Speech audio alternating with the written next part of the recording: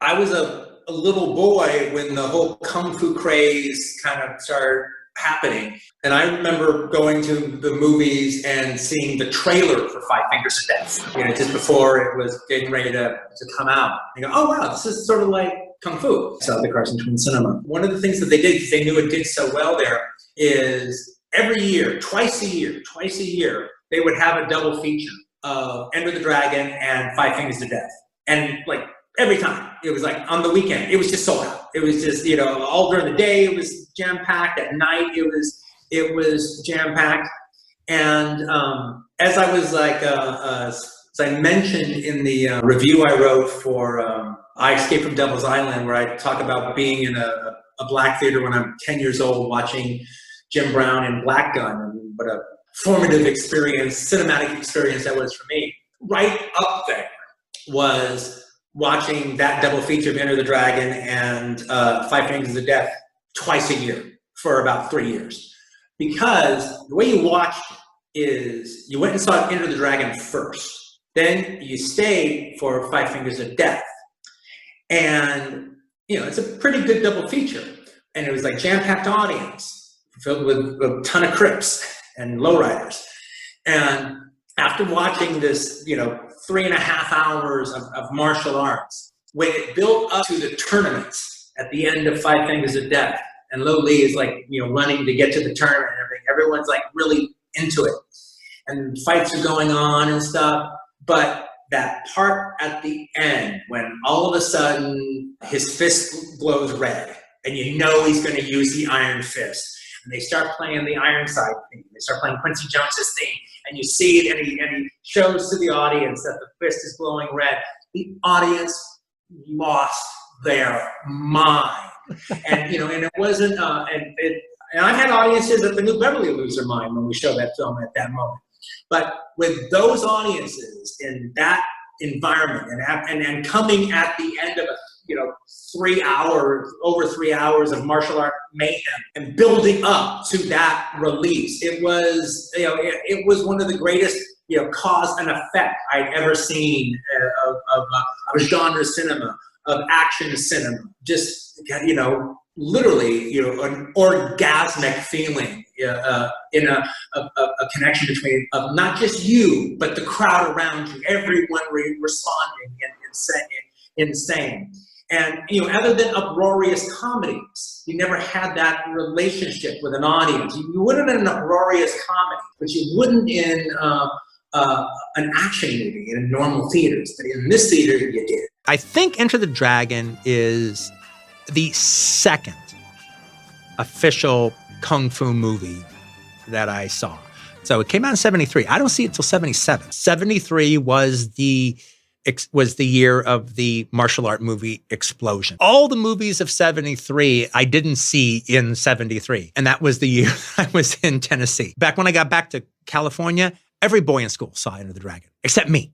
In fact, I even heard a kid even say, wow, is there any movie that more kids have seen more than Enter the Dragon? And they were like, no, there's not. Well, except for me. Okay, so I'm really into this idea of martial art movies. Is by the time I finally watched it, almost 4 years after the fact, by this point in time, I've seen Kentucky Fried Movie. So I've seen the Fistful of Yen spoof of Enter the Dragon. Not knowing exactly it was a line-for-line, scene-for-scene spoof of Enter the Dragon. I mean, I knew the guy was obviously doing Bruce Lee, but I didn't know it was a complete scene-for-scene Mad Magazine takeoff on Enter the Dragon. So I'm sitting there watching Enter the Dragon, and believe me, I've seen Kentucky Fried Movie 5 times by this time. So now I'm finally watching Enter the Dragon, the movie I've wanted to see. And it's like every other line is a line that the Zucker brothers fucked with and did something stupid with. And I just keep seeing the phantom jokes, all right, of this movie. It was kind of ruined for me a little bit to have seen the spoof of it 5 times before. Yeah, no. You knew Bruce Lee died before Enter the Dragon, and you're like that much of you're that much of an icon, and you are the beginning and the end of a sport or a genre, or that's something. That's a lot, actually. That's a lot. But is it worth it? Well, you're dead. Who cares? I think we would probably, I think we would probably both agree that Beach of the War Gods, would be one that it's fantastic insofar as why I think he's one of the greatest of all the martial art directors is, you could name quite a few wonderful directors that you played alongside of him. However, as a director, I do not see the commitment to visuals in their work that I see in Wang Yu's work. There's a commitment to beauty, to surrealistic effects, to operatic effects, and I don't just mean blood. The fight on the beach in Beach of the War Gods, lit by lanterns. That's amazing.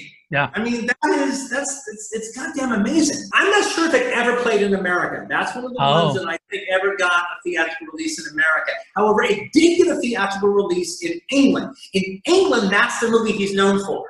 I'm willing to bet that it never saw a genuine theatrical release.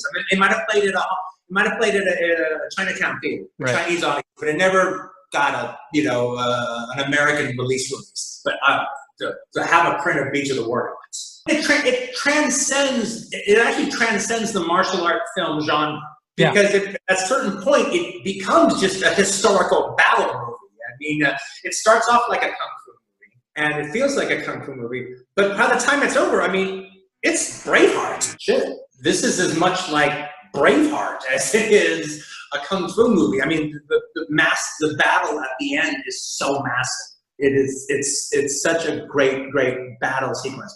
Fighting the Japanese in all their full armor. It's one of the great battles of all time.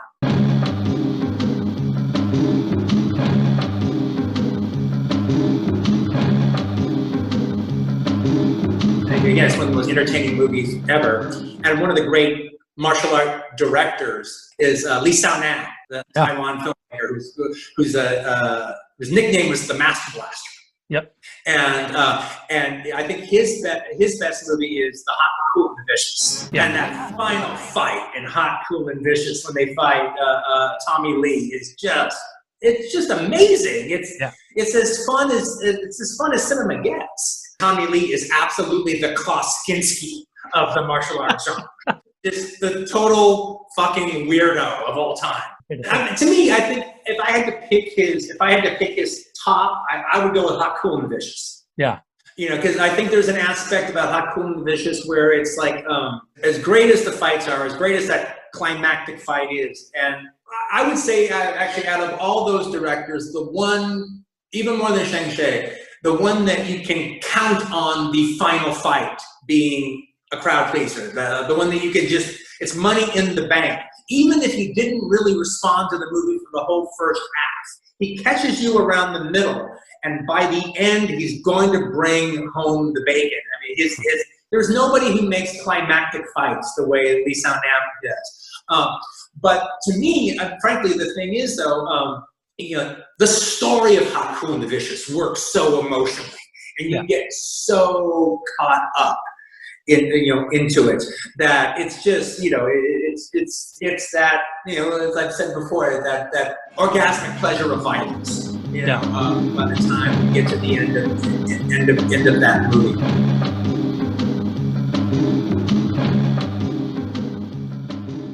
Soul Brothers of Kung Fu was a smash. It played.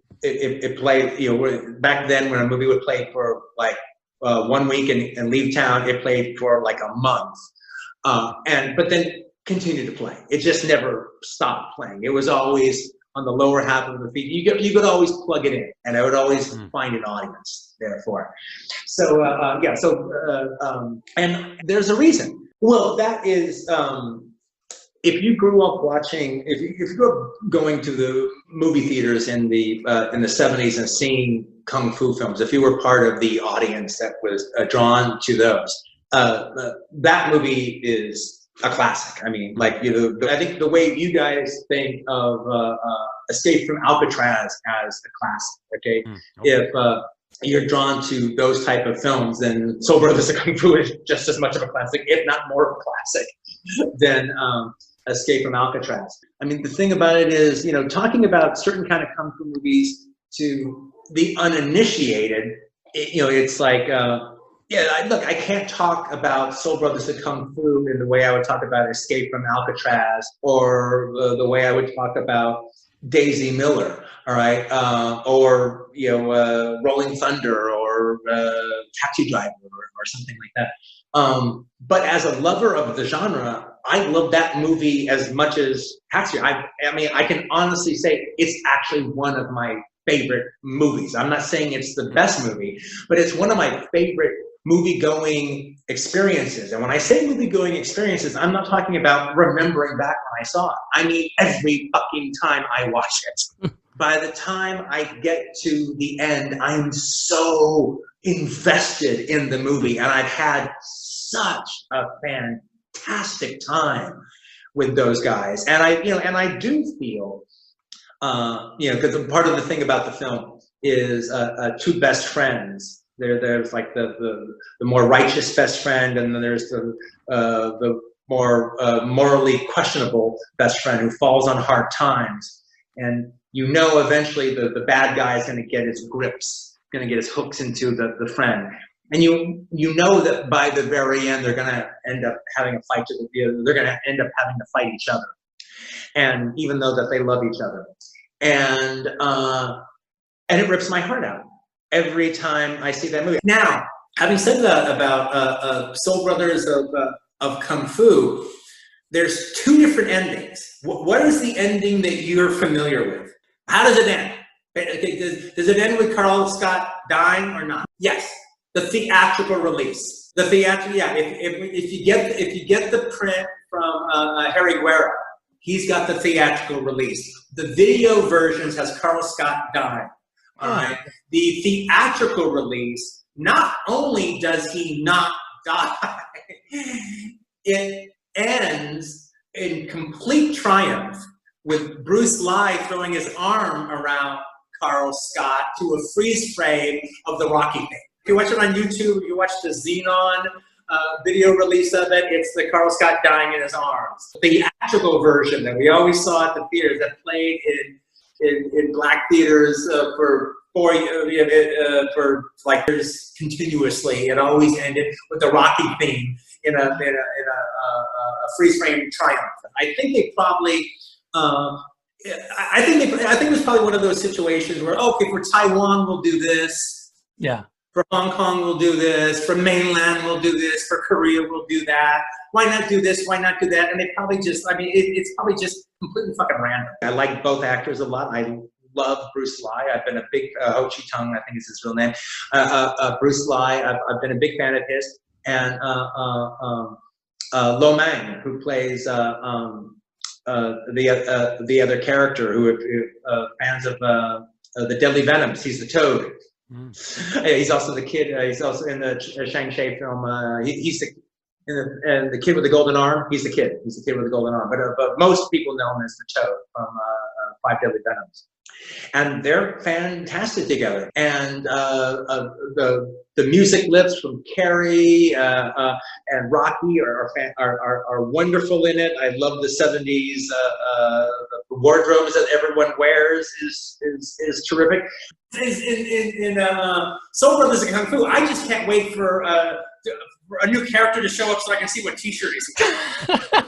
But it just works. It has a spirit. It has a storytelling drive. It has a commitment to the personalities of the characters.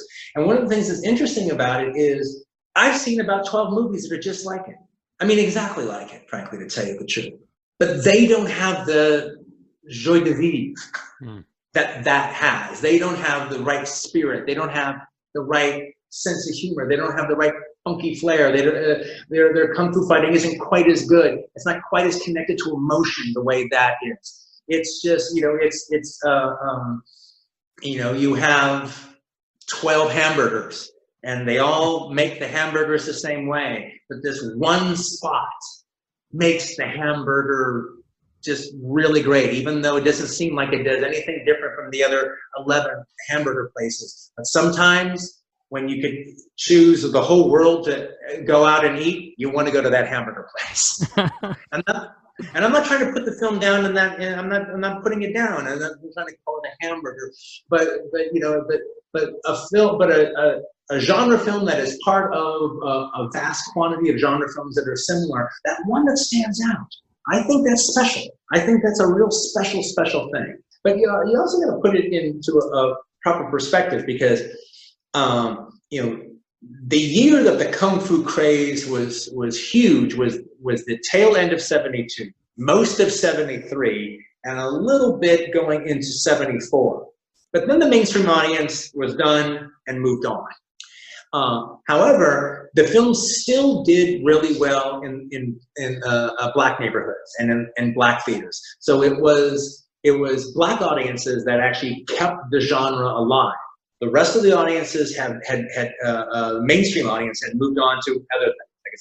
They moved on to Jaws ripoffs, they moved on to Alien ripoffs, Star Wars and stuff like that. But it was urban audiences that kept the genre alive, and so there was this kind of a slight pandering to urban audiences with Kung Fu movies. And so the new Kung Fu movies coming out, they didn't play in all the theaters the way they did in 73. They didn't play at all the mall theaters, but they did play, they'd have 10, 15 to 20 engagements around Los Angeles, usually around the Compton, Inglewood, Carson, Wilmington, those kind of areas. And before the emergence of Jackie Chan, Bruce Lee was absolutely the star. I mean, a good 6 out of every 10 martial art movies that actually saw a Los Angeles theatrical release. And when I say a theatrical release, I don't mean they just was playing in the lower half of a double feature, but I mean like a paid ad in the Los Angeles Times, backed by a review. It was usually a Bruce Lee movie. And along with a couple of his Bruce Lee kind of films, his most popular one was this one called Bruce Lee, the Man, the Myth. But then also there was also X of the Dragon, Enter the Tiger, which was very popular. Well, it might be my favorite of it might at the end of the day be my favorite of the modern ones too. I mean, it's one of those movies where it's like Soul Brothers Kung Fu. I mean, other than the fact that I really love Bruce Lee in that film. And I love Lo Mang in the film, and they're fantastic together. And my heart goes out to Lo Mang's character. I mean, I think it does have that feeling like I get when I watch Switchblade Sisters, where I actually like both girls, and they're going to end up fighting each other. It's heart wrenching knowing that you're heading towards there because you actually care about them. But having said that, every time I watch it, I'm really caught up emotionally at the end. And I'm a bit at a loss of why I get so emotionally caught up with this crazy ass movie. There's a few movies that get that, and it's I don't know if I even got it across in the review, but it's like, I feel a little bit that way in my review for The Mothers. I feel when I watch the movie The Mothers, I get emotionally caught up in those girls. And it means something to me by the time it gets to the end of the movie. And I think I do a pretty good job of describing why. But there's an XY element that I can't put my finger on, that it just works for me, that I can't describe. And I love the opening with the guy with the arm. It's the only scene I saw at the theater. It's the only scene I remember, but I saw it at the theater. It's the only one I remember. And it's but who steals that movie is that female in the movie, the kind of the femme fatale, Dana Leigh. Japanese often like to beat up their wives. Wouldn't marry one of them. Right, she's terrific, and the way she manipulates everybody in the film is wonderful.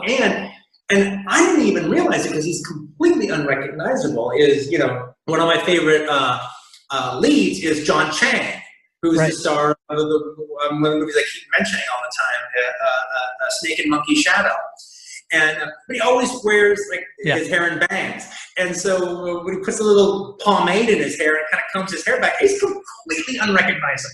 But even the whole idea that it's like it follows Bruce Lee and his cop friend, Mustache, as they're after this gang of counterfeiters. And the movie spends so much time with the counterfeiters, and frankly, the counterfeiters are more interesting than the cops. So by the time that John Chang and Bruce Lee actually square off with each other, it's like the two leads of the movie are fighting each other. It's not like bad guy versus good guy. It's like, no, you've almost been watching a gangster movie. Yeah. You've been following the lead. And you kind of want John Chang and his guys and his family to get the paper they need to print their money. So you're kind of almost rooting for them a little bit. No. It's definitely cool. Yeah, there's good fight scenes, but there's too many of them, and they're too far. They're too unprovoked. Right. Yeah, it has that late 70s, too many unprovoked fight sequences in there. And then there doesn't really seem to be a rhyme or a reason of why the cops are doing what they're doing. Right. Yeah. But again, that's why the gangster stuff actually ends up being so compelling.